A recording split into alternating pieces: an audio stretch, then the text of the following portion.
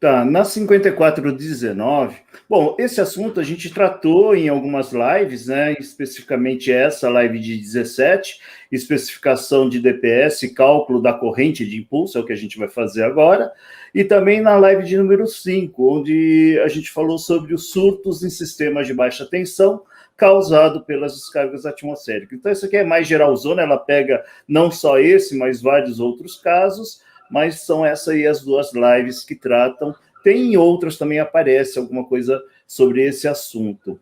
Então, na 5419, eu vou mostrar um exemplo aqui, né? Então, se uma descarga atmosférica, tipo uma descarga, considerando que essa edificação ela precisou de um SPDA nível 1, então espera-se que correntes de 200 até 200 kA possam atingir.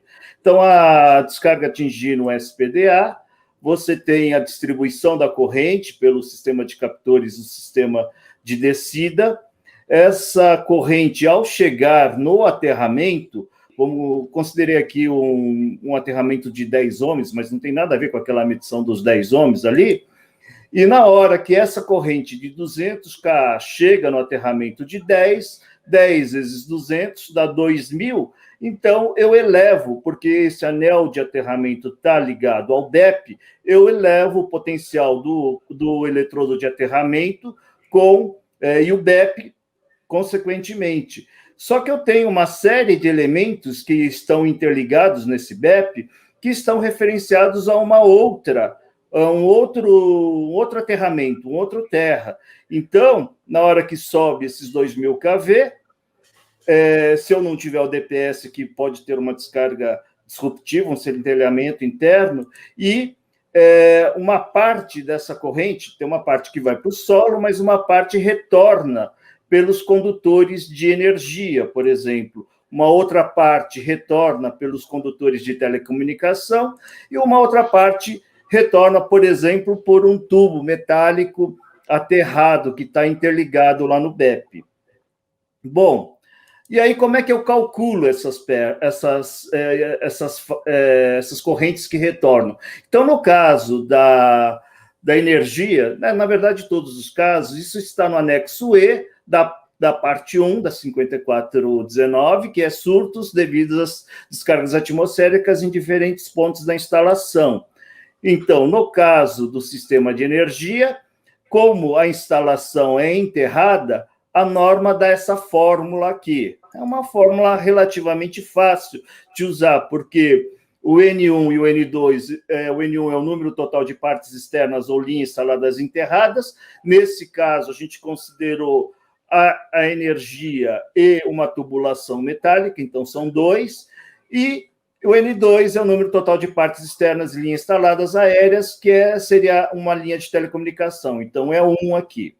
Tá? Os outros parâmetros, a gente consegue numa tabela E1, que está nesse mesmo anexo. Por exemplo, eu tenho que ter a resistividade do solo, digamos que essa resistividade ela é de 1.000 ohms metro, então o Z1 vai ser 22, e o Z2 por ser nível 1, 10 ohms. Né? Então, eu já tenho Z1 e Z, eu vou na minha fórmula, que faltou o Z2.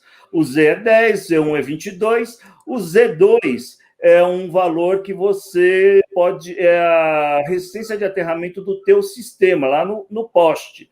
Né? Então, esse valor você pode ou conseguir na concessionária, se você não tiver, você considera Z2 igual a Z1 e beleza, você vai estar a favor da segurança. O N1, já falei, 2, o N2 é 1, então, substituindo todos esses valores, eu vou ter que o meu KE vai ser 0,188, como a minha corrente é 200 kA, eu vou ter, retornando pelos condutores da energia, 37,7 kA. Como eu estou considerando um trifásico, eu vou dividir por 4, seriam 3 fases mais o neutro. Então, 25% dessa corrente vai para cada condutor. Então, dividindo isso por 4, dá 9,4, e isso com uma forma de onda 10 por 350, isso é uma coisa que a gente vai falar bastante, eu vou falar mais no final dessa live o que seria essa forma de onda, mas é uma forma de onda que representa uma corrente de raio direta. E no neutro também os 9,4, porque ele não é multiaterrado. Se fosse multiaterrado, esse valor seria maior. Bom, uma outra forma, guarda esse valor aí, 9,4, mas uma outra forma é se a descarga cair direto na linha. Ela pode cair na linha de alta tensão, né, média tensão, ou cair na de média, na de baixa. Uma parte da corrente vai para lá, outra vem para cá, uma vai para a terra, tudo, mas uma parte da corrente vai para o quadro, né, pelos alimentadores. Então, aqui é num outro sentido, né? E aí eu tenho também um surto aqui no quadro de entrada.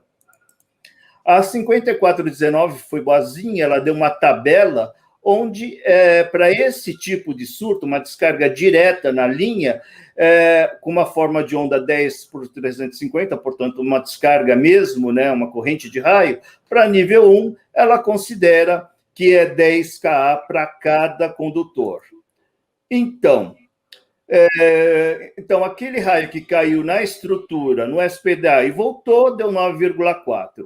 Esse que caiu na linha está 10. Então, se eu for só pela 5419, 10 é maior que 9,4, então vou usar 10 como uma corrente de impulso para a fase e 10 para o neutro também, tá? Com essa forma de onda de 10 por 350.